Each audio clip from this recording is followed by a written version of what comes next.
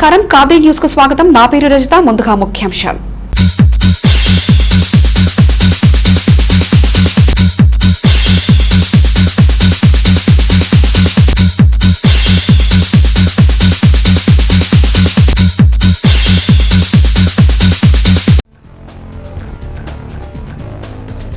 వచ్చే ఏడాదికి గ్రామ సచివాలయాలు, రైతు భరోసా కేంద్రాలు పూర్తి స్థాయిలో ప్రజలకు సేవలు అందిస్తామన్న శాసనసభ్యులు సిద్ధారెడ్డి.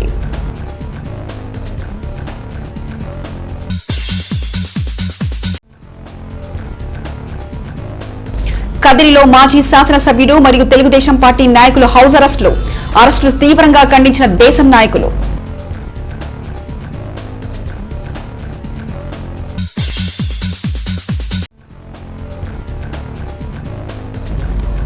వక్ఫ్ భూముల చుట్టూ రక్షణ కంచెలు ఏర్పాటు చేయండి. ప్రభుత్వానికి కాంగ్రెస్ డిమాండ్. ప్రభుత్వం చేత కాదంటే మేం చేసుకుంటాం.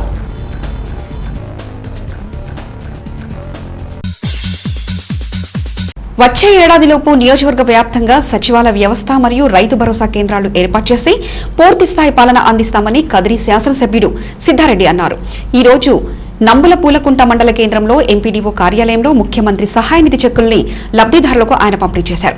ఈ సందర్భంగా ఆయన రైతులను ఉద్దేశించి మాట్లాడుతూ మండలంలో 1వ నెంబర్ గ్రామ సచివాలయానికి భూమి పూజ చేసి పనులు ప్రారంభించామని, 2వ సచివాలయానికి కూడా స్థలం పరిశీలించి 2-3 రోజుల్లో భూమి పూజ చేస్తామని అన్నారు. స్వర్గీయ వైఎస్ రాజశేఖర రెడ్డి జయంతి రోజున జూలై 8వ తేదీన పేదలందరికీ ఇంటి పట్టాలని పంపిణీ చేస్తామని, రాని వారు తిరిగి దరఖాస్తు చేసుకుంటే 90 రోజులలో ఇంటి పట్టాలు అందిస్తామని, అలాగే రేషన్ కార్డు, పెన్షన్ వంటి వాటికి దరఖాస్తు చేసుకుంటే వారికి 5 లేక 6 రోజుల్లో వాటిని మంజూరు చేస్తామని ఆయన వివరించారు. కనుక ఈ గ్రామ సచివాలయ వ్యవస్థను గ్రామీణులు సద్వినియోగం చేసుకుని ప్రభుత్వానికి అండగా నిలవని ఆయన పిలుపునిచ్చారు. వచ్చే ఏడాదిలోపు నియోజకవర్గ వ్యాప్తంగా సచివాలయ వ్యవస్థ మరియు రైతు భరోసా కేంద్రాలు ఏర్పాటు చేసి పూర్తిస్థాయి పాలన అందిస్తామని కదిరి శాసనసభ్యుడు సిద్ధారెడ్డి అన్నారు. ఈ రోజు నంబులపూలకుంట మండల కేంద్రంలో ఎంపీడీఓ కార్యాలయంలో ముఖ్యమంత్రి సహాయ నిధి చెక్కుల్ని లబ్దిదారులకు ఆయన పంపిణీ చేశారు.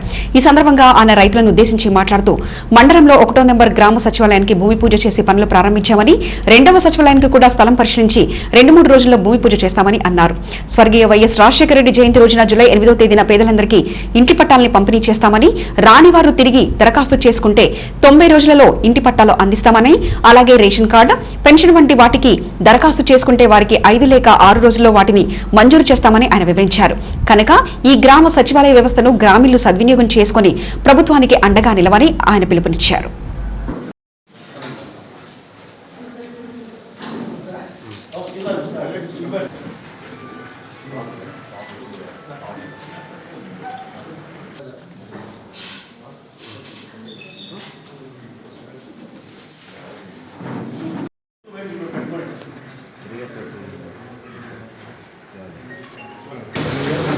ఎంపీగుంట మండలానికి సంబంధించినటువంటి పేదలు మరి సీఎం రిలీఫ్ ఫండ్ ద్వారా 9 మందికి ఆర్థిక సహాయం అందజేసినందుకు గౌరవ ముఖ్యమంత్రి జగన్మోహన్ రెడ్డి వారికి ధన్యవాదాలు తెలియజేస్తూ ఉన్నాం. మరి అదేవిధంగా ఈరోజు జూలై 8వ తారీఖున దివంగత రాజశేఖర రెడ్డి గారి జన్మదినం సందర్భంగా ఇవ్వబోతున్నటువంటి ఇళ్ల పట్టాల గురించి, మరి అదేవిధంగా గ్రామ సచివాలయ భవనాల గురించి కూడా మండలాధికారులతో చర్చించడం జరిగింది. దాదాపుగా 420 మందికి మండలానికి సంబంధించి పేదలందరికీ కూడా వచ్చే నెల 8వ తారీఖున పట్టాలు ఇవ్వబోతాము.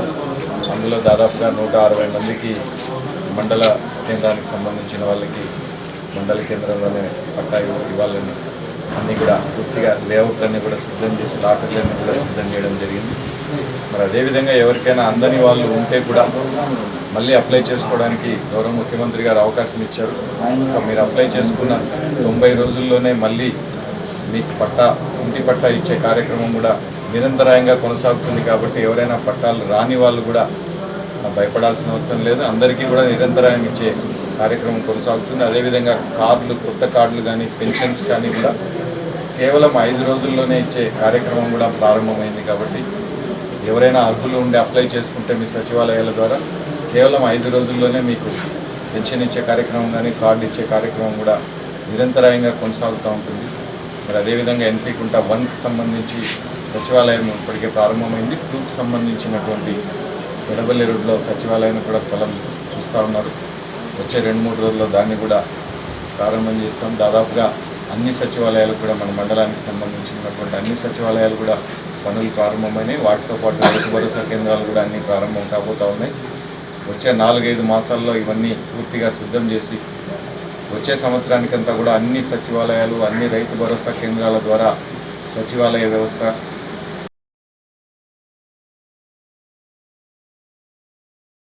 తెలుగుదేశం పార్టీ జాతీయ అధ్యక్ష కార్యదర్శులు అనంతపురం రానున్నారని తెలిసి వారిని కలవడానికి బయలుదేరిన కదిరి మాజీ శాసనసభ్యులు అత్తర్ చాంద్ బాషాను పోలీసులు హౌస్ అరెస్ట్ చేశారు.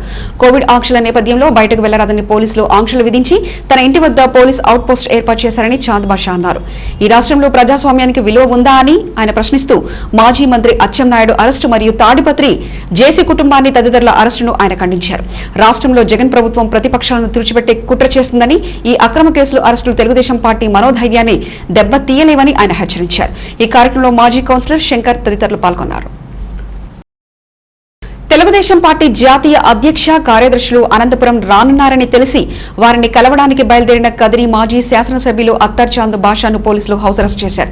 కోవిడ్ ఆంక్షల నేపథ్యంలో బయటకు వెళ్లరాదని పోలీసులు ఆంక్షలు విధించి తన ఇంటి వద్ద పోలీస్ అవుట్ పోస్ట్ ఏర్పాటు చేశారని చాంద్ బాషా అన్నారు. ఈ రాష్ట్రంలో ప్రజాస్వామ్యానికి విలువ ఉందా అని ఆయన ప్రశ్నిస్తూ మాజీ మంత్రి అచ్చెన్నాయుడు అరెస్టు మరియు తాడిపత్రి జేసీ కుటుంబాన్ని తదితరుల అరెస్టును ఆయన ఖండించారు. రాష్ట్రంలో జగన్ ప్రభుత్వం ప్రతిపక్షాలను తుడిచిపెట్టే కుట్ర చేస్తుందని, ఈ అక్రమ కేసులు అరెస్టులు తెలుగుదేశం పార్టీ మనోధైర్యాన్ని దెబ్బతీయలేవని ఆయన హెచ్చరించారు. ఈ కార్యక్రమంలో మాజీ కౌన్సిలర్ శంకర్ తదితరులు పాల్గొన్నారు.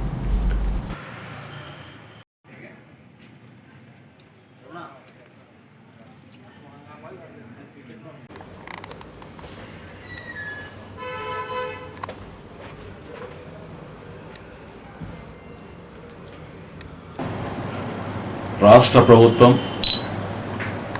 అధికారంలోకి వచ్చి ఒక సంవత్సరం పూర్తి చేసుకున్న సందర్భంలో ఈ రాష్ట్రంలో అభివృద్ధి సంక్షేమాన్ని మరిచి కేవలం రాజకీయ కక్షలు ఏ విధంగా నాయకులను అణదొక్కాలని చెప్పి ప్రయత్నాల్లో విజయం సాధించారని చెప్పక తప్పదు. ఎందుకంటే ఈ ఒక్క సంవత్సర కాలంలో చాలామంది నాయకులకు ఎంతో పార్టీకి దిగా ఉన్న నాయకులందరినీ కూడా ఈరోజు ఇబ్బంది పెట్టడం, ఇది అన్నీ చూసిన తర్వాత నిన్నటి రోజు మాజీ మంత్రులు అచ్చెన్నాయుడు గారిని ఈఎస్ఐ కేసులో కేవలం 8 కోట్ల రూపాయల కుంభకోణంలో, అది కూడా పూర్తి డబ్బు కూడా 8 కోట్ల రూపాయలు కూడా చెల్లించలేదు ప్రభుత్వం.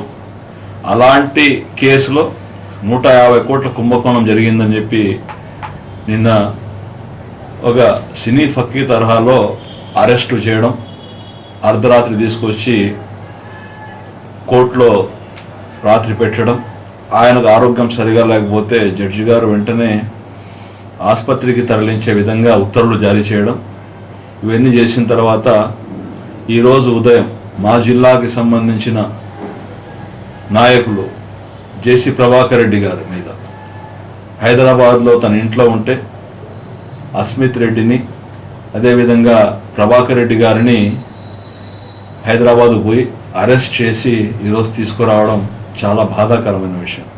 ఇది కేవలం రాజకీయ కక్షనే అని చెప్పి రాష్ట్రంలో ప్రతి ఒక్కరూ చర్చించుకునే పరిస్థితి ఈరోజు ఈ ప్రభుత్వం తీసుకొస్తుంది.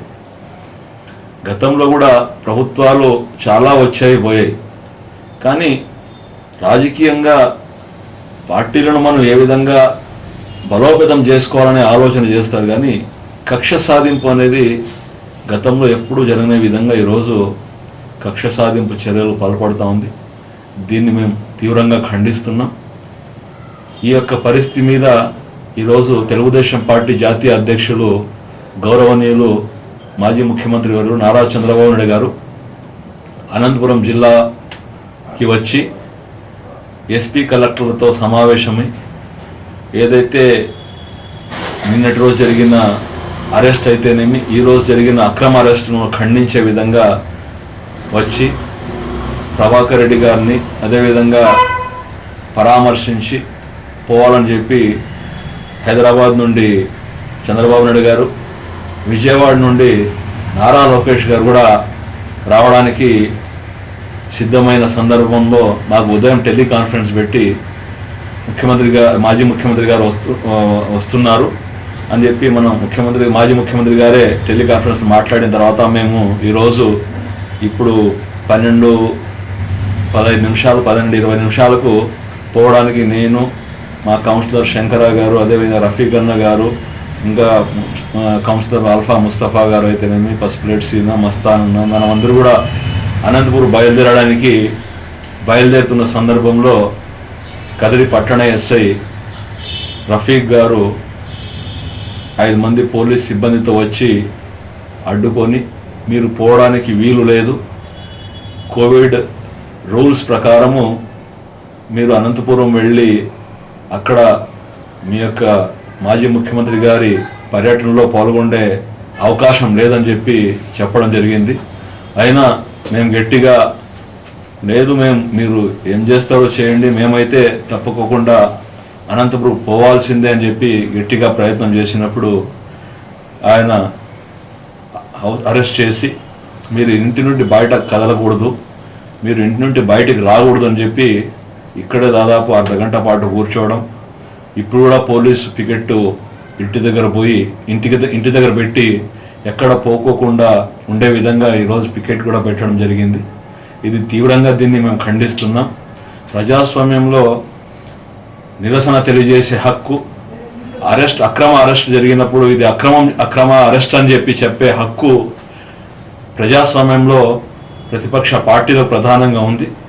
ఆ బాధ్యత ప్రకారమే ఈరోజు మేము అనంతపూర్ వెళ్ళి, ఏదైతే లోకేష్ గారు, చంద్రబాబు నాయుడు ఇద్దరూ వస్తారు, వారితో పాటు మనము మమేకం కావాలని చెప్పి మనం బయలుదేరినప్పుడు ఈరోజు ఇక్కడ మాకు హౌస్ అరెస్ట్ చేసి అడ్డుకోవడం చాలా బాధాకరమైన విషయం. దీన్ని తీవ్రంగా ఖండిస్తున్నాం.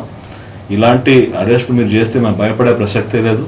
రాబో రోజుల్లో ప్రజల కోసం ఎన్ని ఇబ్బందులైనా కూడా, ఎన్ని కష్టాలున్నా కూడా ప్రజలతో మమేకమై ప్రజల యొక్క కష్టాల్లో సుఖాల్లో మేము వెంటే ఉంటామని చెప్పి ఈ సందర్భంగా తెలియజేసుకుంటూ, అరెస్ట్ చేసినంత మాత్రం మేము భయపడే ప్రసక్తి లేదు.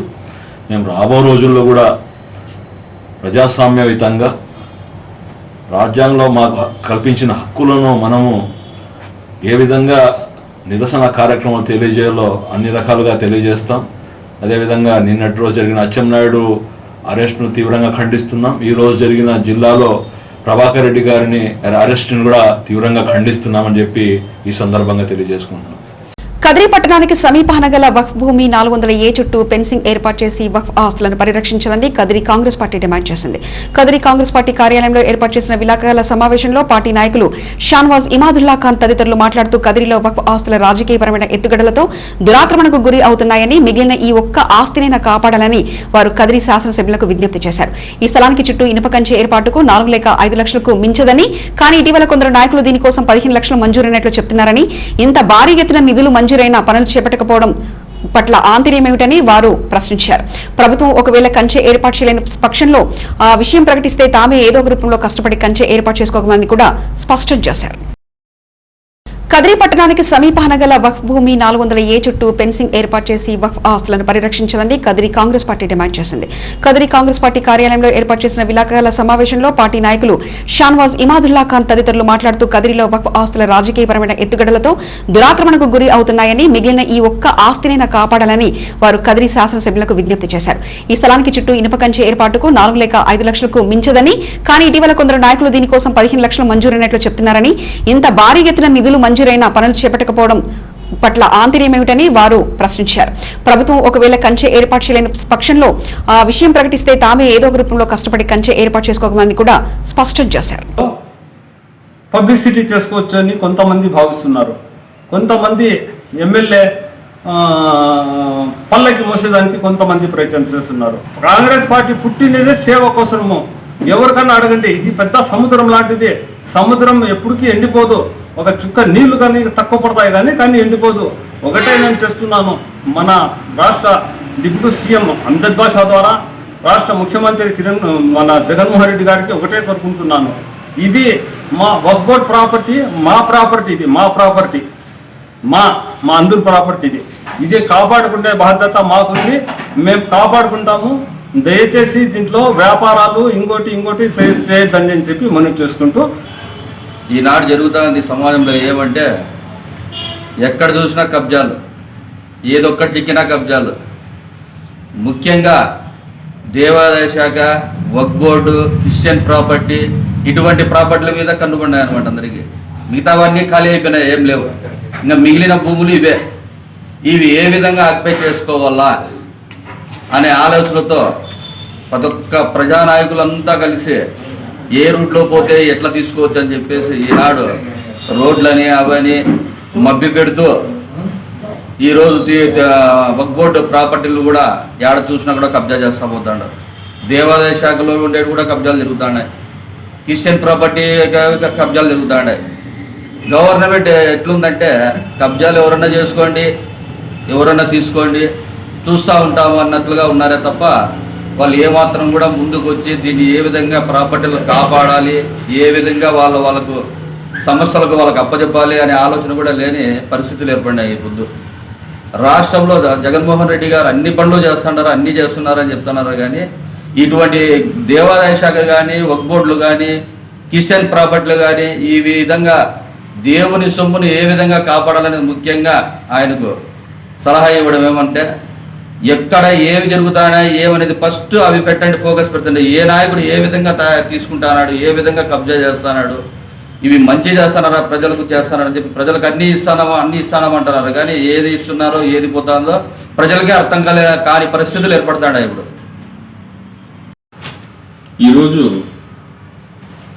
మన కదిరి పట్టణంలో ఉన్నటువంటి వక్ఫ్ బోర్డ్ ఆస్తుల విషయంలో మన రాష్ట్ర ప్రభుత్వం అయితేనేమి, మన కదిరి స్థానిక ఎమ్మెల్యే గౌరవనీయులు సిద్ధారెడ్డి గారు ఎన్నికలకు ముందు, ఎన్నికల తర్వాత ముస్లింలకు సంబంధించినటువంటి వక్ఫ్ బోర్డ్ ఆస్తులను అన్నింటినీ కూడా ఫెన్సింగ్ లేపించి దాన్ని కాపాడటం జరుగుతుంది. నాకు ఓట్లు వేయండి, ఓట్లు వేసి గెలిపించండి అని చెప్పి ఎన్నికల ముందు ఆయన ప్రజలందరికీ కూడా అడగడం జరిగింది. మరి ఎన్నికలు అయిపోయినాయి. ఎమ్మెల్యే గారు ఈరోజు ఎమ్మెల్యేగా చలామణి అవుతున్నారు. మరి సంవత్సరం కూడా దాటిపోయింది. ఈరోజు కూడా ఎమ్మెల్యే గారు చెప్పినటువంటి మాట నెరవేరలేదు. మరి ఆ యొక్క 400A సర్వే నెంబర్ ఏదైతే ఉందో ఆ యొక్క ప్రాపర్టీ అయినా కనీసం ఖాళీగా ఉన్నది, ముస్లింల అభివృద్ధికి పనికొస్తుంది అని చెప్పి కదిరిలో ఉండేటువంటి ప్రజలందరూ కూడా నమ్ముతూ ఇన్ని రోజులు కాలయాపన చేయడం జరిగింది. మొన్న చూస్తే ఆ వక్ఫ్ బోర్డ్ ప్రాపర్టీలో రోడ్డు కూడా వేసేశారు. రోడ్డు నిర్మాణం కూడా పూర్తి స్థాయికి వచ్చేసింది. మరి ఆ ప్రాపర్టీని సర్వే చేయించి ఒకవేళ ఆ రోడ్డు గనుక వక్ఫ్ బోర్డ్ ప్రాపర్టీది కాకపోతే రోడ్డు వేసుకోండి అని చెప్పి మేము మొన్న ఆ వక్ఫ్ బోర్డ్ ప్రాపర్టీలో సందర్శించినప్పుడు చెప్పడం జరిగింది. అయినప్పటికీ కూడా అక్కడ రోడ్డు నిర్మాణం పూర్తి చేస్తున్నారు. ఇది పద్ధతి కాదు. ముస్లింలకు ఉన్నటువంటి ఆ ఒక్క ప్రాపర్టీనైనా మిగల్చండి అని చెప్పి మిమ్మల్ని కోరుకుంటున్నాం. ఎమ్మెల్యే గారికి ఆ రోజే నేను దీనికి ఫెన్సింగ్ వేయండి, ఒకవేళ మీరు ఫెన్సింగ్ వేయడానికి ఇబ్బంది అయితే మేము మా యొక్క సొంత ఖర్చులతో దానికి ఫెన్సింగ్ వేస్తామని కూడా ఆ రోజు చెప్పడం జరిగింది. అందులో భాగంగా వక్ఫ్ బోర్డ్ సిఇఓ గారికి, అదేవిధంగా మన అనంతపురం వక్ఫ్ బోర్డ్ ఇన్స్పెక్టర్ గారికి కూడా ఒక వినతి పత్రం నేను 5వ తేదీ నాడు క్లియర్గా ఈమెయిల్ ద్వారా రిజిస్టర్ పోస్ట్ ద్వారా పంపడం జరిగింది. ఈ యొక్క వినతి పత్రం యొక్క ముఖ్య ఉద్దేశం, గతంలో అనేక మంది వ్యక్తులు ఈ వక్ఫ్ బోర్డ్ ప్రాపర్టీల్ని కబ్జా చేసి నిర్మాణాలన్నీ కూడా పూర్తి చేశారు. చివరకు మిగిలింది ఒక ప్రాపర్టీ మాత్రమే. ఈ యొక్క ప్రాపర్టీని గవర్నమెంట్కి కానీ వక్ఫ్ బోర్డుకి కానీ ఫెన్సింగ్ వేయడానికి, దీన్ని భద్రపరచడానికి మీకు ఏమైనా ఇబ్బందులు ఉంటే, మీ దగ్గర ఫండ్స్ లేకపోతే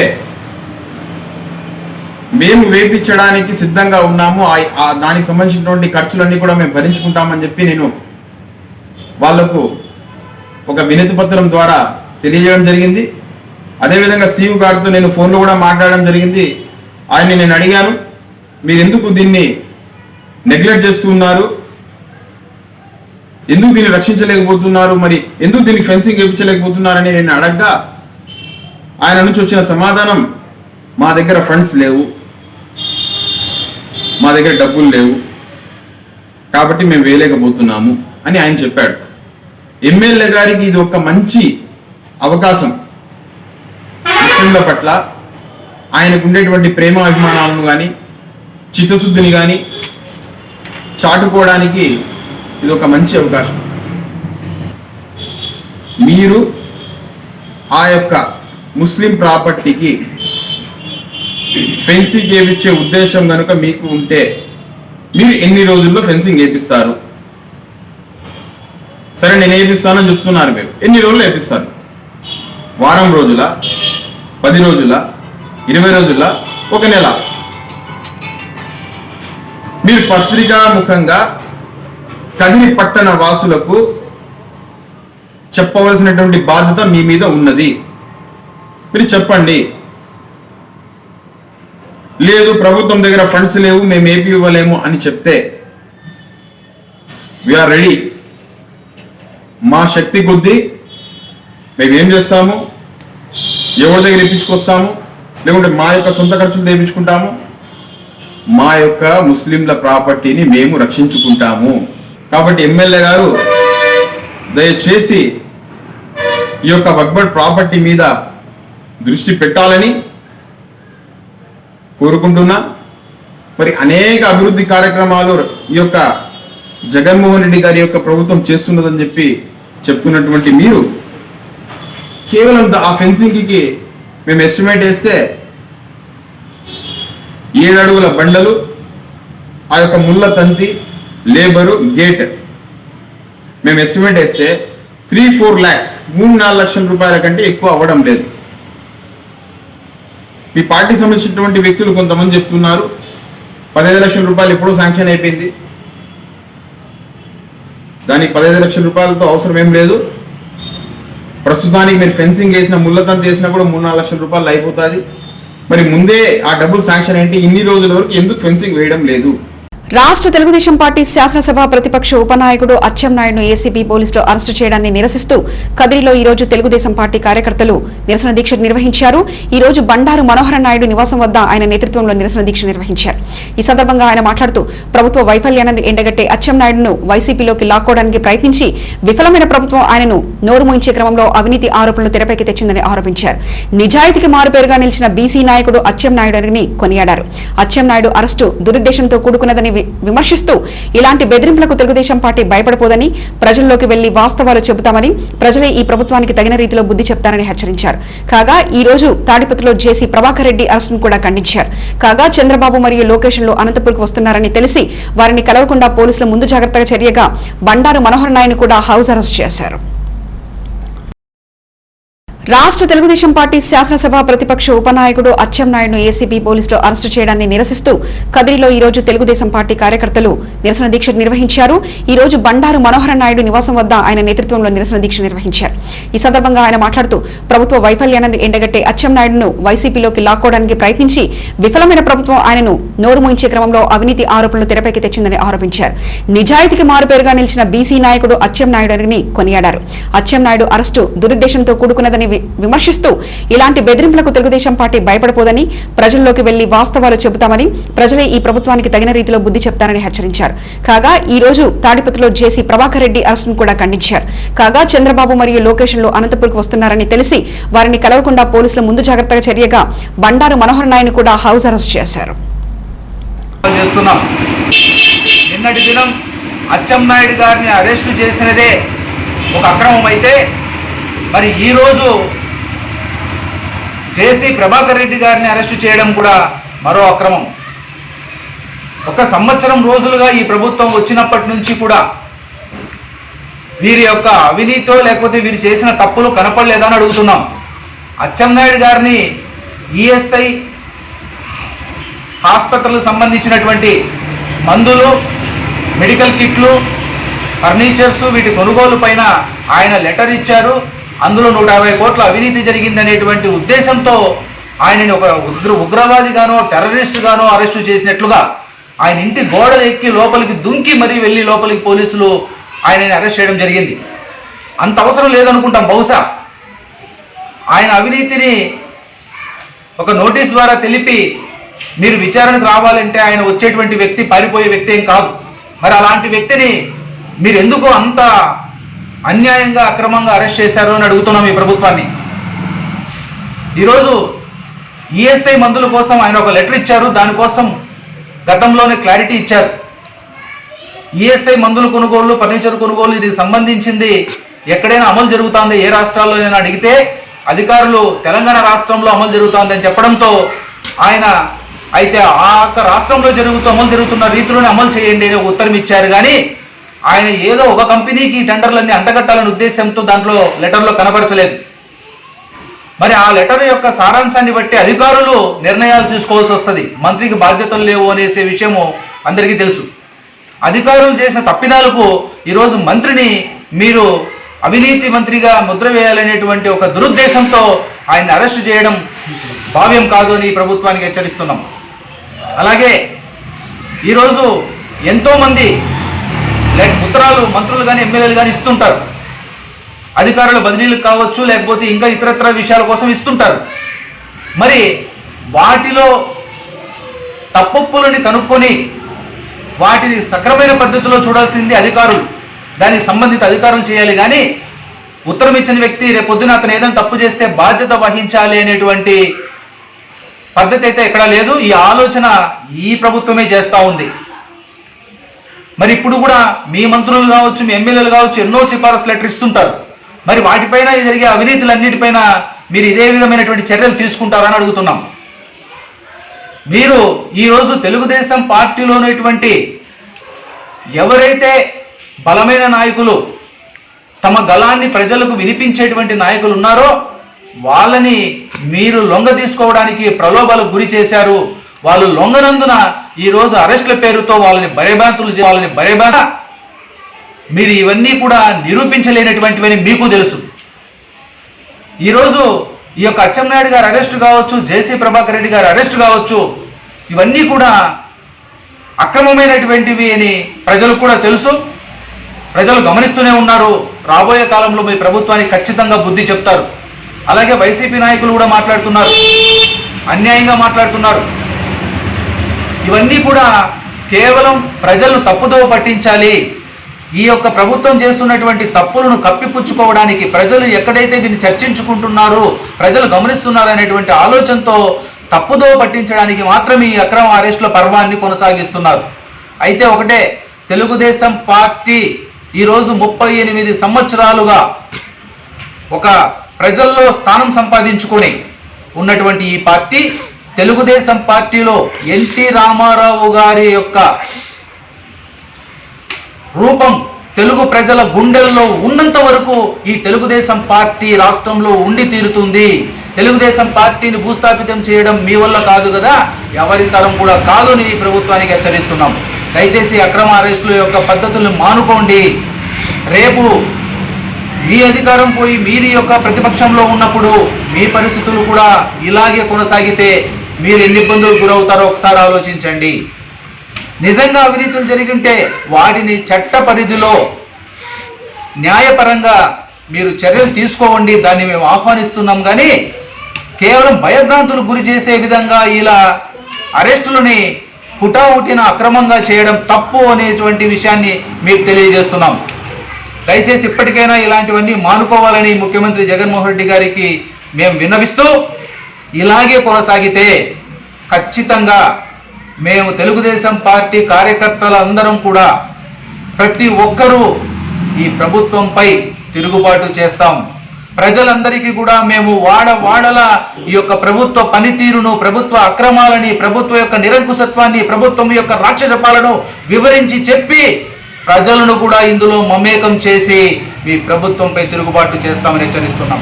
దయచేసి అరెస్టులను వెంటనే మానాలి. ఇకపైనైనా మీరు న్యాయమైన పరిపాలన చేయాలి, ప్రజలకు అభివృద్ధి పరంగా కొనసాగించాలి పరిపాలన. కానీ మీరు ఈ విధమైనటువంటి పరిపాలనలో నిరంకుశత్వ వైఖరి, మొండి వైఖరి మానాలని ప్రభుత్వాన్ని హెచ్చరిస్తుంది.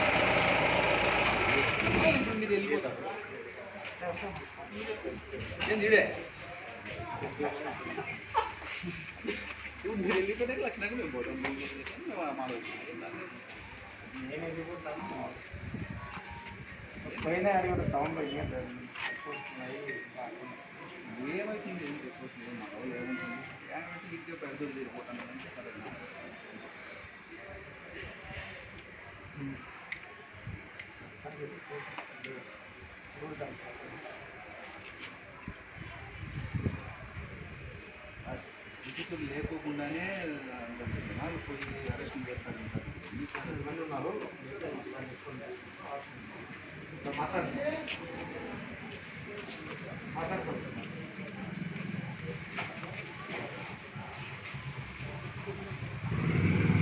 సార్ నమస్తే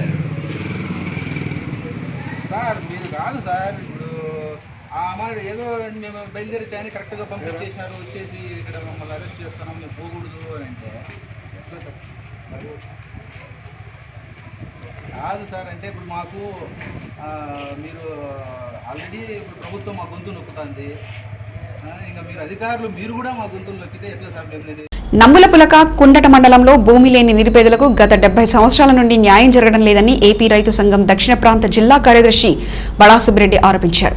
నమ్ములపూలకుంట మండలం గౌకనపేట గ్రామ పంచాయతీ పరిధిలోని రంగనపల్లిలో నివాసం ఉంటున్న దాదాపు 70 కుటుంబాల ప్రజలు ఇక్కడి ప్రభుత్వ బంజర్ని తాత ముత్తాతల కాలం నుంచి సాగు చేసుకుంటున్నామని, దేశానికి స్వాతంత్ర్యం వచ్చిన 70 సంవత్సరాల కాల వ్యవధిలో ఎన్నో అసైన్మెంట్ కమిటీలు ఏర్పడి భూ పంపిణీలు చేసిన నమ్ములపూలకుంట మండలంలోని రంగనపల్లి రైతులకు మాత్రం న్యాయం జరగలేదని అన్నారు. రంగనపల్లి రైతులతో కలిసి సుబ్బారెడ్డి మండల రెవెన్యూ కార్యాలయం వద్ద ధర్నా నిర్వహించి రైతుల గోడును రెవెన్యూ అధికారుల దృష్టికి తీసుకొచ్చారు. గతంలో రెవెన్యూ అధికారుల సూచన మేరకు భూమిని చదువు చేసి చెట్లు పొదలు తొలగించి సర్వే కూడా చేయించారని, కానీ ఇంతవరకు పట్టాలు మాత్రం ఇవ్వలేదని ఆరోపించారు. కనుక ఇప్పటికైనా అధికారులు స్పందించి రంగనపల్లి రైతులకు న్యాయం చేయాలని, తక్షణం రైతులకు సాగు పట్టాలు మంజూరు చేసి ఆదుకోవాలని ఆయన డిమాండ్ చేశారు. నమ్ములపులక కుండట మండలంలో భూమి లేని నిరుపేదలకు గత 70 సంవత్సరాల నుండి న్యాయం జరగడం లేదని ఏపీ రైతు సంఘం దక్షిణ ప్రాంత జిల్లా కార్యదర్శి బళాసుబ్బిరెడ్డి ఆరోపించారు. నమ్ములపూలకుంట మండలం గౌకనపేట గ్రామ పంచాయతీ పరిధిలోని రంగనపల్లిలో నివాసం ఉంటున్న దాదాపు 70 కుటుంబాల ప్రజలు ఇక్కడి ప్రభుత్వ బంజర్ని తాత ముత్తాతల కాలం నుంచి సాగు చేసుకుంటున్నామని, దేశానికి స్వాతంత్ర్యం వచ్చిన 70 సంవత్సరాల కాల వ్యవధిలో ఎన్నో అసైన్మెంట్ కమిటీలు ఏర్పడి భూ పంపిణీలు చేసిన నమ్ములపూలకుంట మండలంలోని రంగనపల్లి రైతులకు మాత్రం న్యాయం జరగలేదని అన్నారు. రంగనపల్లి రైతులతో కలిసి సుబ్బారెడ్డి మండల రెవెన్యూ కార్యాలయం వద్ద ధర్నా నిర్వహించి రైతుల గోడును రెవెన్యూ అధికారుల దృష్టికి తీసుకొచ్చారు. గతంలో రెవెన్యూ అధికారుల సూచన మేరకు భూమిని చదువు చేసి చెట్లు పొదలు తొలగించి సర్వే కూడా చేయించారని, కానీ ఇంతవరకు పట్టాలు మాత్రం ఇవ్వలేదని ఆరోపించారు. కనుక ఇప్పటికైనా అధికారులు స్పందించి రంగనపల్లి రైతులకు న్యాయం చేయాలని, తక్షణం రైతులకు సాగు పట్టాలు మంజూరు చేసి ఆదుకోవాలని ఆయన డిమాండ్ చేశారు. అంటే మేము సాగు చేస్తాను, మాకు పట్టాకలేదు సార్. అందరూ సర్వేలు తీసుకున్నారు, లెక్కలు చేసి ఇస్తామని చేసి ఇలా మాకు చెంటు కూడా భూమి లేదు, మాకు పట్టాకు రాలేదు సార్. మా నాయన వాళ్ళ ఆయన తరా కాంచి మాకు నమస్కారం. భూమి పట్టాకి ఇలా మేము లెక్కలు పెట్టుకొని పట్టా చేసి పెట్టి కట్టపై సర్టిఫికేట్ మా తాత మా జేజ కాయించి కూడా పట్టాలు ఇలా అన్నం కింద భూమి 12 రూపాయలు కూడా కట్టినాము. అని 12 రూపాయలు కూడా ఇచ్చినాము, అని చేసినాము. మాకు పట్టాలి 5 మంది అన్నదమ్ములు అయితే మాకు పట్ట ఊరు భూమి లేదు, మాకు పట్ట భూమి ఇలా మాకు ఎన్ని పంట పెడతాను. మా తాత మా జేజ కాంచి పట్ట పరాలు ఇస్తామంటారు, పట్ట పెడతా ఉంటాం. మీకు ఇలా మాకు అందరికి 5 మందికి అన్నదమ్ములకు పట్టానే లేదు, మాకు ఊరు లేదు, భూమి మాకు ఉంది బగురుత్వ అంత ఉంది. కానీ మాకు ఇలా కొలిపించుకున్నాము, జేసీలు పెట్టి పెరికిచ్చినాము, లెక్కలు ఇచ్చినాము, 2 మాటలు కొలిపించినాము, అన్నీ చేసినాము. మాకు పట్ట ఇలా మేము నా వయసు ఇప్పుడు 60-50 ఏళ్ళ నుండి మేము మా నాయన కరెంట్ భూమి అది పాత భూమి మా మానవులను పట్టాలని రాలా. ఎప్పుడు మేము తరతరాల నుండి మేము ఎంత కసట్లమని మాకు పట్టాలని ఊరువే రాలా. మేము చేసుకుంటాన్ని కూడా ఇప్పుడు బగురుతుల భూములని మేము ఎన్ని చెట్లని పాగిపడి చేసినాము. పాగిపడిచిన తర్వాత పట్టాలు మాకు ఊరు రాలా. సర్వే చేసినారు, డబ్బులు ఊరు ఇచ్చినాము. డబ్బులు ఇచ్చినా కూడా ఆ డబ్బులు మేము కట్టేయమంటున్నారు. రెండోది మేము కొలిచి 50-60 వేలు పెట్టుబడులు పెట్టుకొని కొలిపించినాము. రెండోది చెట్లు పెరికిచ్చినాము, పాయపరుచుకుంటామని చెప్పి చెట్లు మీరంతా లెవెల్ చేసుకోండి మీకు కొలుస్తామని చెప్పినారు. ఏం దాని దాది పిరాది ఏం చెప్పనే లేదు. మా భూమి మాకు కావాలా. ఎన్పి గుంట మండలం గోకనపేట వెల్చెలమ గ్రామాల్లో దాదాపు 70 కుటుంబాలు తాతల ముత్తాతల కాలం నుంచి ఆ భూమిని సాగు చేసుకుంటున్నారు. ఆ భూమికి సంబంధించినటువంటి పట్టాలు ఇవ్వాలి అని చెప్పేసి అనేక సార్లు ఆ రంగనపల్లి గ్రామానికి సంబంధించినటువంటి వాళ్ళు ఈ 70 కుటుంబాలు కూడా అధికారుల చుట్టూ నిరంతరం తిరుగుతున్నప్పటికీ దాదాపు ఇప్పటి వరకు ఏ ఒక్కరికి కూడా 1 సెంటు భూమి పట్టా ఇవ్వలేదు. దీనివల్ల ప్రభుత్వాలు, గతంలో ఉన్న ప్రభుత్వాలు కావచ్చు, దాని తర్వాత కావచ్చు, ఇప్పుడున్నటువంటి ప్రభుత్వాలు కూడా వ్యవసాయ రంగానికి పెద్దపీట వేస్తాం, రైతులను ఆదుకుంటాం అని చెప్పేసి మాటలు చెప్తున్నాం. మరి ప్రభుత్వాలు ఇన్ని మారినా, స్వాతంత్రం వచ్చి 70 సంవత్సరాలు అవుతున్నా ఇప్పటికి కూడా రంగనపల్లిలో ఉన్నటువంటి బీసీలందరూ కూడా దాదాపు 300 ఎకరాలు సాగు చేసుకుంటే మరి ఇప్పటికీ ఆ రైతులకు సంబంధించినటువంటి ఆ రైతులు పంటలు పెట్టి నష్టపోవడమే తప్ప పెట్టిన పంటకు ఆ భూమి మీద రైట్స్ లేదు. కాబట్టి క్రాప్ లోన్ లేదు, పంట నష్టపోతే పంట నష్టపరిహారం మీరు, రైతు భరోసా కింద పెట్టుబడి సాయం అందదు. మరి ఇవన్నీ కూడా కోల్పోతానా ప్రభుత్వాలకు కనీసం వీళ్ళకి పట్టాలు ఇవ్వాలన్నటువంటి ఆలోచన లేదు. మరి ఈ మధ్య కాలం రైతు సంఘం మేము ఆ గ్రామాలకు వెళ్తే దాదాపు రెవెన్యూ వాళ్ళు అనేక సార్లు మా గ్రామాలకు వచ్చి మీ అందరికీ కూడా పట్టాలు ఇస్తాం, మీరందరూ కూడా భూమిని సదును చేసుకోమని చెప్తే బ్రతకడానికి ఇబ్బంది అయ్యి కేరళ, కర్ణాటక, బెంగళూరు ప్రాంతాలకు వలసలు పోయి తిరిగి మా తాతల నుంచి ఉన్నటువంటి ఏదైతే భూమి ఉందో ఆ భూములకు తిరిగి పట్టాలు ఇస్తామని చెప్తానారని చెప్పేసి ఆ బెంగళూరులో వాచ్మెన్లుగా, గుమస్తాలుగా కూలి పనులు చేసుకున్నటువంటి వాళ్ళందరూ కూడా తినకునో ఆ డబ్బును ఎత్తిపెట్టుకొని ఈడొచ్చి సర్వే చేసే సర్వేర్లు, ఉన్నతాధికారులు, ఇక్కడ ఉన్నటువంటి రెవెన్యూ వాళ్ళందరూ కూడా వెళ్ళి నెలపాటు ఆ భూమిని సర్వే చేసి ఇప్పటికి కూడా వీళ్ళు అడిగితే మేము ఆర్డీఓకి పంపించినాము, తర్వాత సర్వే చేసేస్తాము, సూట్నికి పంపించినాము, ఇవన్నీ కథలు చెప్తాను. మరి మేము పొద్దున ఆ ల్యాండ్కి సంబంధించినటువంటి రికార్డులు పరిశీలన చేస్తే ఎక్కడా ఆర్డీఓకి సూట్నికి పంపలే, సబ్ డివిజన్ కాలే. వీళ్ళు కేవలం కావాల్సినంత తినేసి ఇచ్చినటువంటి ఏవైతే సబ్ డివిజన్ పేపర్లు ఉన్నాయో అవన్నీ కూడా చెత్తతోటలో వారేస్తున్నారు అనేది మనకు అర్థమైంది.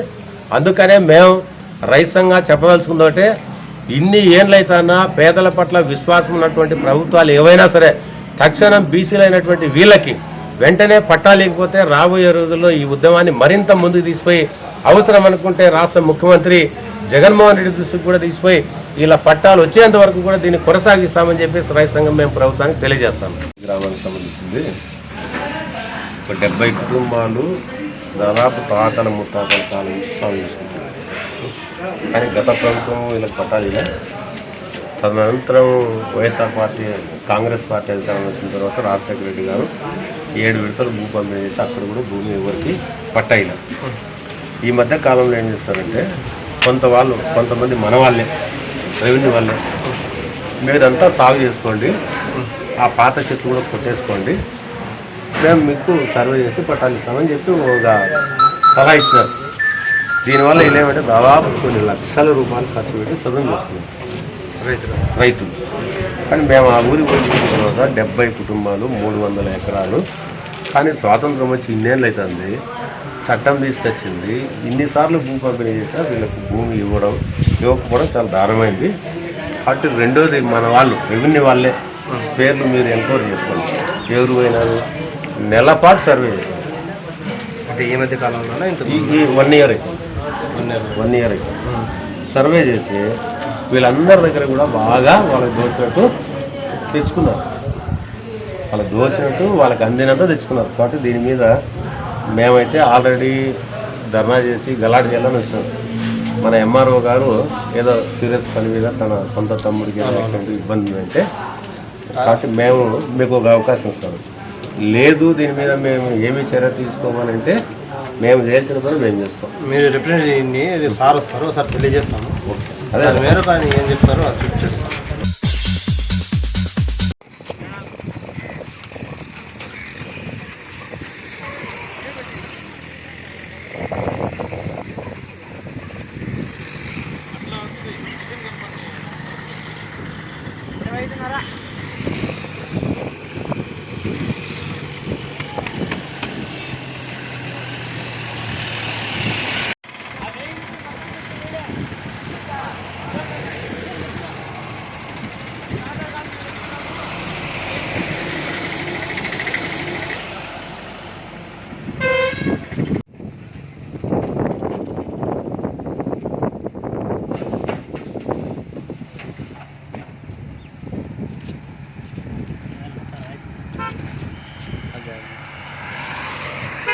నమస్కారము.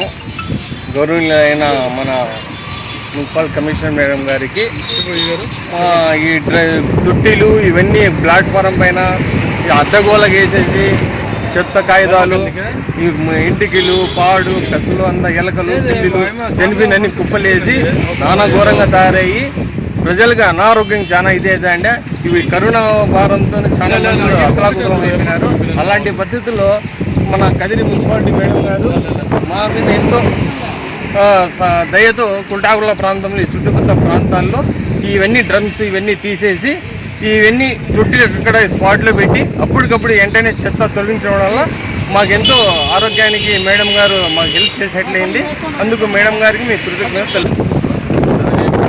పరిధిలో కమిషనర్ గారు మేడం గారు చెత్త సేకరణ సులభతరం చేయడానికి విద్వేష్ వేరువేరుగా సేకరించడం జరుగుతుంది. మనకు ట్రాన్స్ఫర్ పాయింట్ని క్లోజ్ చేస్తూ ఫస్ట్ ప్రైమరీ ట్రాన్స్పోర్ట్ డబ్బాల నుంచి ఒకేసారి కంపాక్టర్ కానీ ట్రాక్టర్ కానీ ఇవ్వడం జరుగుతుంది.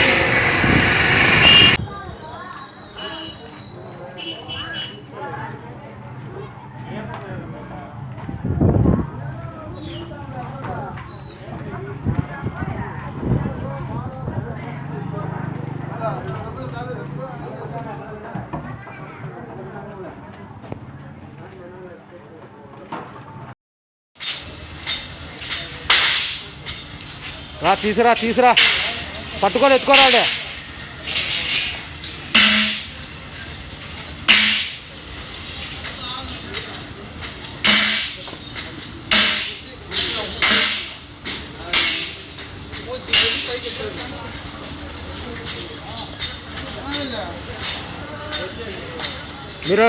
మీరు వెళ్ళిపోండి.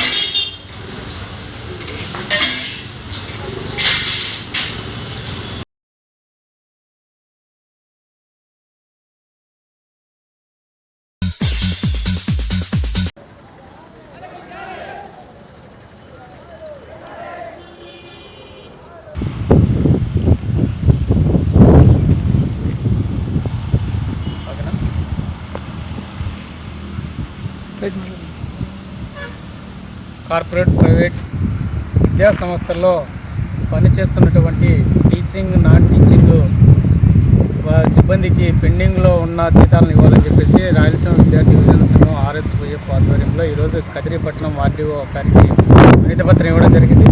ఈ సందర్భంగా మేము RDO గారిని ఒకటి డిమాండ్ చేస్తా ఉన్నాం. ప్రైవేటు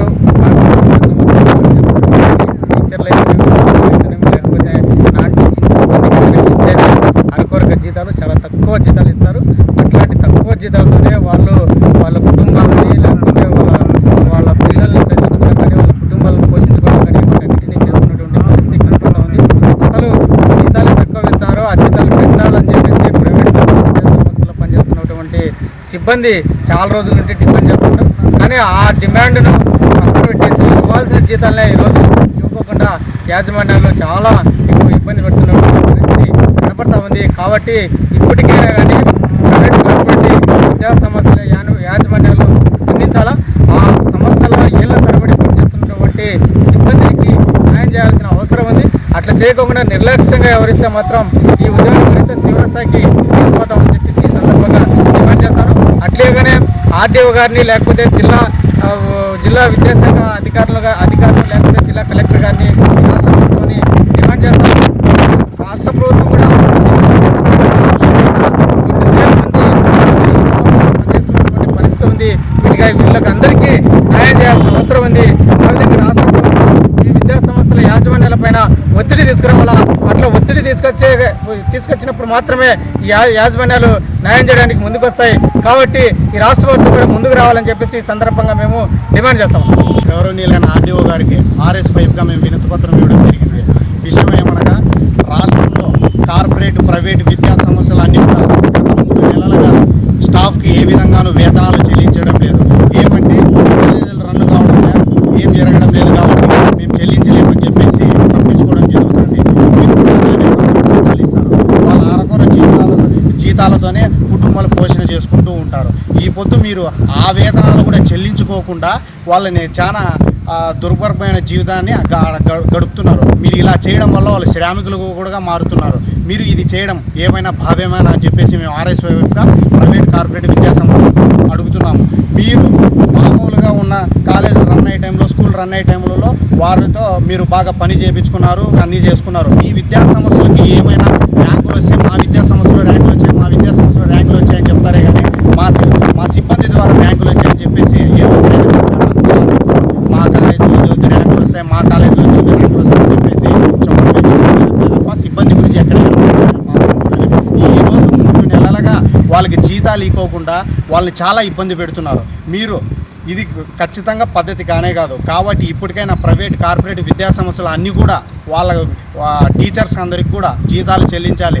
రాష్ట్రంలో దాదాపు 1000 మంది ఉపాధ్యాయులు పొద్దు వేతనాలు లేకుండా ఇంట్లో దుర్భరమైన జీవితాన్ని గడుపుతున్నారు. మేము RSYగా ఒకటే చెప్తున్నాం, ప్రభుత్వానికైనా సరే మీరు ఇప్పటికైనా ప్రభుత్వం కూడా వీటిపైన వెంటనే స్పందించి మీరు ప్రైవేట్ కార్పొరేట్ విద్యా సంస్థల మీద ఒత్తిడి తీసుకురావాలి. సిబ్బంది ప్రైవేట్ కార్పొరేట్ విద్యా సంస్థల ప్రభుత్వం కూడా పూర్తి చొరవ తీసుకొని వాళ్ళ మీద ఒత్తిడి తీసుకురావాలి. లేకుంటే మేము భవిష్యత్తులో మరింత ఉద్యమాన్ని ఉధృతం చేస్తామని చెప్పేసి ఈ సందర్భంగా చెప్పడం. వార్తలు ముగించే ముందు ముఖ్యాంశాలు మరోసారి చూద్దాం. వచ్చే ఏడాదికి గ్రామ సచివాలయాలు, రైతు భరోసా కేంద్రాలు పూర్తి స్థాయిలో ప్రజలకు సేవలు అందిస్తామన్న శాసనసభ్యులు సిద్ధారెడ్డి.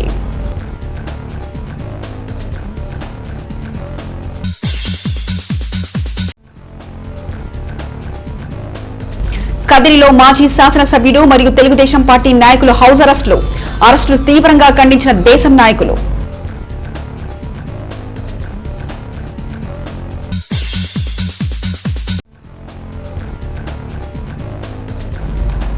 వక్ఫ్ భూముల చుట్టూ రక్షణ కంచెలు ఏర్పాటు చేయండి, ప్రభుత్వానికి కాంగ్రెస్ డిమాండ్. ప్రభుత్వం చేత కాదంటే మేం చేసుకుంటాం.